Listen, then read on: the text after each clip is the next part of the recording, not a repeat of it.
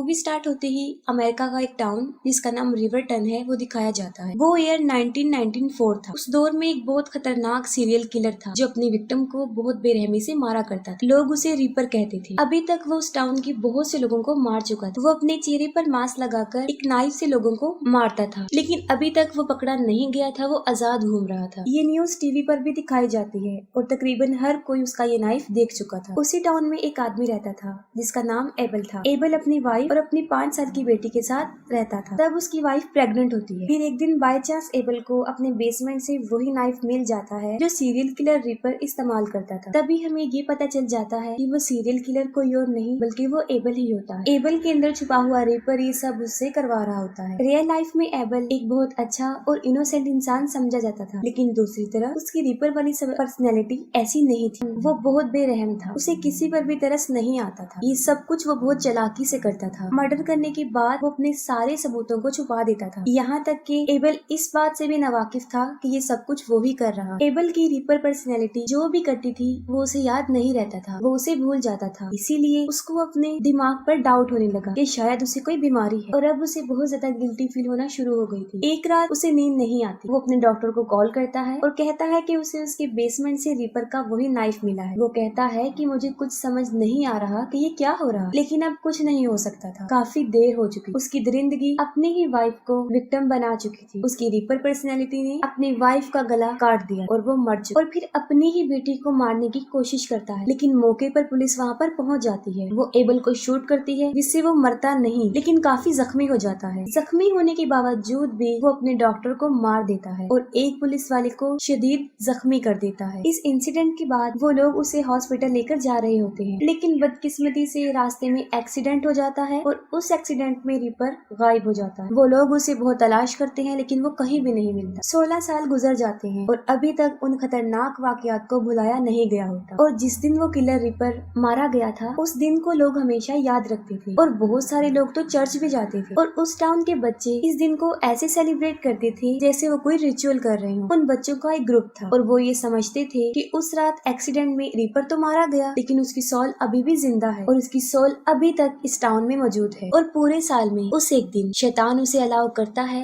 कि वो उस टाउन में जाकर उन लोगों से अपना बदला ले सकता है जिसकी वजह से वो पकड़ा गया था। और इस कहानी को सामने रखते हुए उन बच्चों ने अपने ही एक थ्योरी बना ली थी। उनका मानना ये था कि जिस दिन रीपर मरा था उस रात जितने भी बच्चे पैदा हुए थे वो सब रीपर की सोल को मात दे सकते और उस रात जब उसकी सोल नदी से बाहर आएगी तब एक बच्चा आगे बढ़ के उसकी सोल वापस नदी में भेज देगा। असल में जिस रात का ये वाकया है उस रात को उस टाउन में 7 बच्चे पैदा हुए थे जो कहानी के मेन कैरेक्टर हैं। इन 7 बच्चों में एक का नाम एडम था जिसे सब बग कहते थे और दूसरा उसका फ्रेंड एलेक्स था। उनमें एक लड़का ब्लाइंड होता है जिसका नाम जेरोम होता है, ब्रैंडन जो काफी र्यूड लड़का था और उनके पूरे ग्रुप को वही चलाता था। और सबसे आखिर में लिया जो इस गैंग की मास्टर थी और सब लोग उसके इशारों पर नाचते थे। लिया के अलावा ये सारे बच्चे उसी दिन पैदा हुए और हर साल उन बच्चों में से एक डिसाइड करते थे कि उस रात कोई स्पेसिफिक बच्चा रीपर की सोल का मुकाबला करेगा। बट रियलिटी में कोई सोल नहीं थी जो नदी से बाहर आती। वो लोग पपेट का इस्तेमाल करते थे और उस रात के लिए जो बच्चा भी सिलेक्ट किया जाता वो पपेट को उस नदी में फेंक देता था। इन सब बातों पर वो इतना बिलीव करते थे कि उन्हें मुकम्मल यकीन आ चुका था और उसी रात उन्हें वॉलंटियर भी करना था। और बारी थी बग की जो असल में एक इनोसेंट लड़का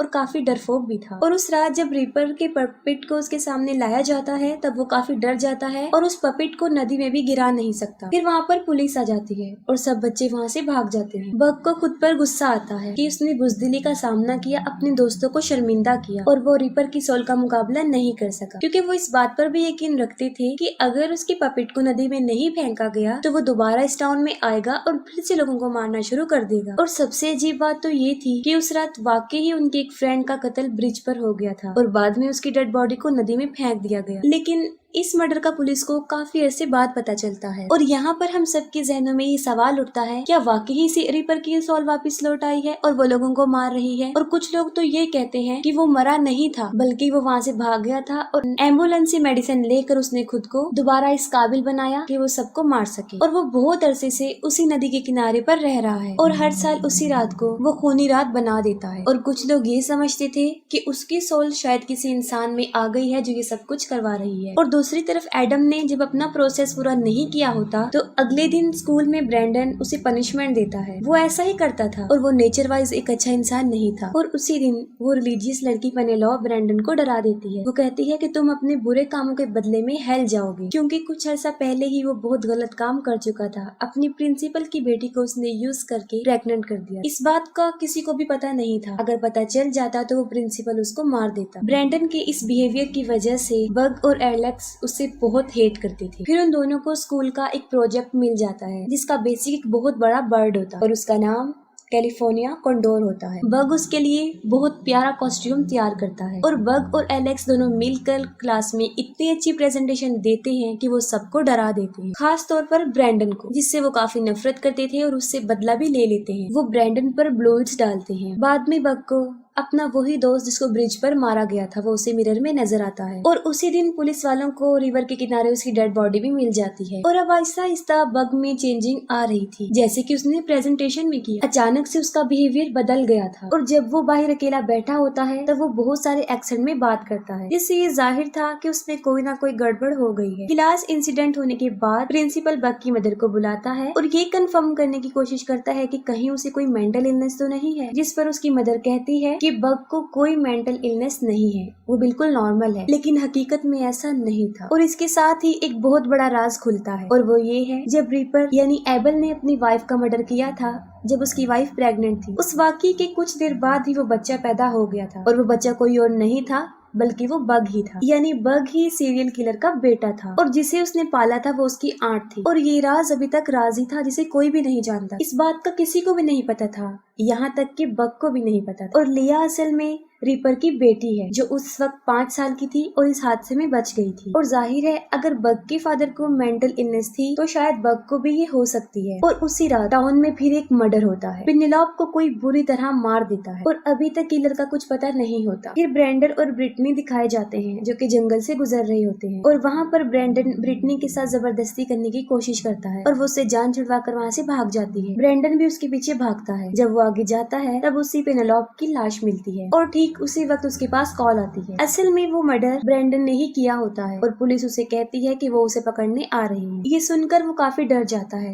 और वहाँ से भागने की कोशिश करता है, लेकिन वो किलर उसे भी पकड़ के मार देता है। और इसके बाद ब्रिटनी के साथ भी ऐसा ही होता है। और फिर हमें दिखाया जाता है कि बग खुद जंगल में एक जमीन को खोदकर वहाँ पर कुछ दफना रहा है और जब वो घर आता है तब उसके कपड़े और उसके जूते बहुत गंदे होते हैं, जिस पर उसकी मदर उससे पूछती है, क्योंकि उस वक्त उसकी मदर को भी उस पर डाउट होना शुरू हो गया था। लेकिन वो जवाब देता है कि वो अपने बर्ड वाले कॉस्ट्यूम को वहाँ पर दफना कर आया है। और फिर पुलिस को भी उन लोगों की डेड बॉडीज मिल जाती है और पूरे टाउन में फिर से ये अफवाह फैल जाती है कि रीपर वापस आ गया है और वो ही ये सब कुछ कर रहा है। इस सिचुएशन को देखते हुए बग की मदर ये फैसला करती है कि वो अपने बच्चों को चर्च लेकर जाएगी और कुछ देर के लिए बग वॉशरूम में जाता है। तब उसे फिर उसके फ्रेंड की लाश वहाँ पर नजर आती है जो कि उसे मिरर में नजर आती है और वहाँ पर उसे रीपर का वो नाइफ भी मिल जाता है जिस पर खून भी लगा होता है और वो नाइफ लेकर बाहर आता है। तब वो देखता है कि बाहर उसकी माँ को किसी ने मार दिया है, लेकिन उसके हाथ में नाइफ था, इसीलिए उसे कुछ समझ नहीं आ रही थी कि उसकी माँ का मर्डर उसने किया है या फिर किसने, क्योंकि उसे कुछ भी याद नहीं आ रहा होता। तभी वहाँ पर एक पुलिस ऑफिसर आ जाता है और वो ये समझ जाता है ये सब कुछ बग ने किया है, क्योंकि बग को भी अपने फादर की तरह मेंटल डिसऑर्डर था, क्योंकि वो पुलिस वाला इस राज को जानता था। और अचानक से वहाँ पर रीपर का कॉस्ट्यूम पहनकर एक आदमी आता है और वो पुलिस वाले को मारने की कोशिश करता है। इसके बाद वो बग को भी मारने की कोशिश करता है, लेकिन उसे अचानक से कोई आवाज सुनाई देती है और वो उसे वहीं पर छोड़कर ऊपर चला जाता है। बग भी उसके पीछे भागता है, लेकिन वहाँ पर उसे वो तो नजर नहीं आता